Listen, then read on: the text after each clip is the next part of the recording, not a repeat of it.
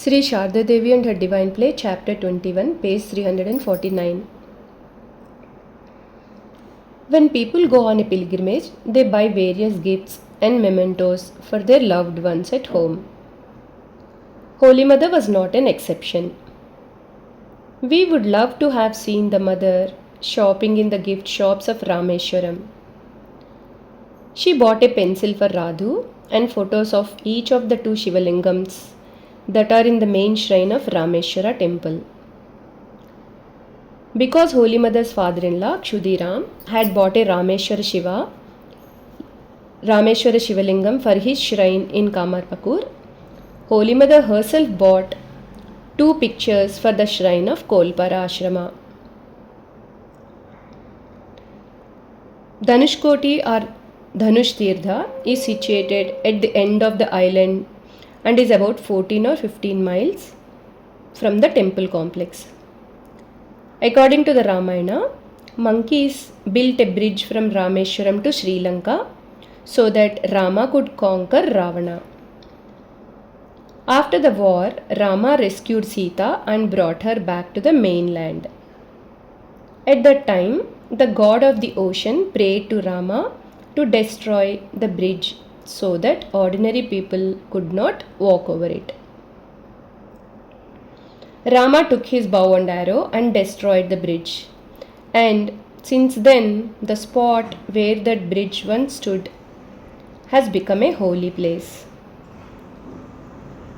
Holy Mother could not visit it, so she sent Dhirananda and Ashu on her behalf to perform worship according to the custom with a silver bow and an arrow.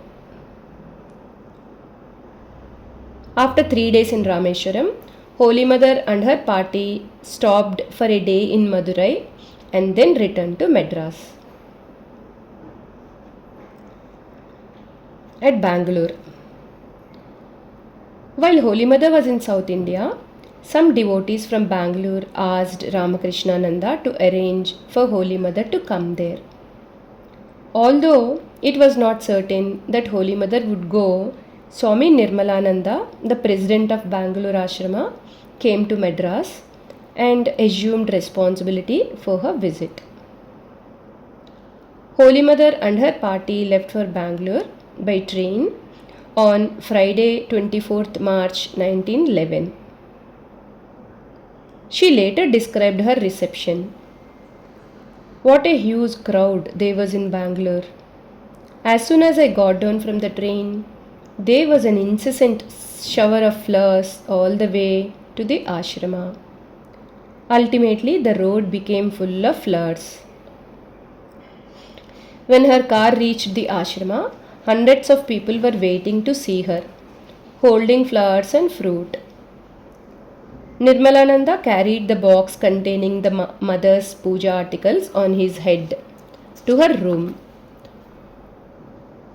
Holy Mother stayed in a room at the south end of the monastery building, now known as the Mother's Room, and her female companions occupied other rooms.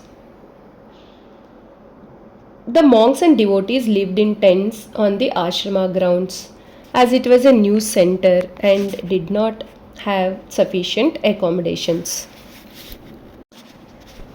Swami Vishuddhananda, a disciple of the Mother, recalled, Holy Mother came to visit South India with her entourage.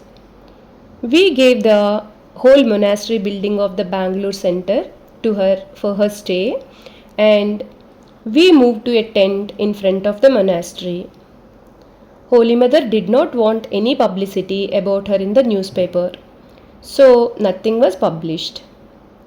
Still, many people came to see her with fruits and presents, and Balaram Basu's wife took care of them.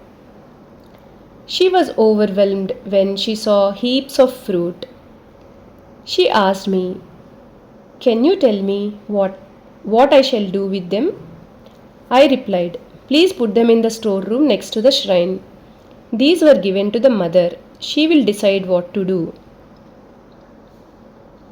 Holy Mother's room was adjacent to the Master's shrine.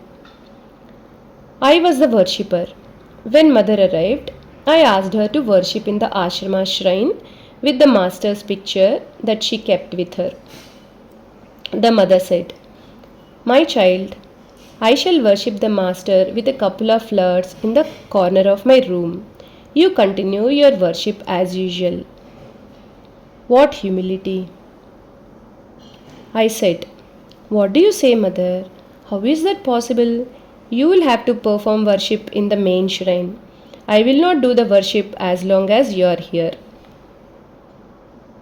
Holy Mother had rheumatic pain in her legs and she limped a little. One day,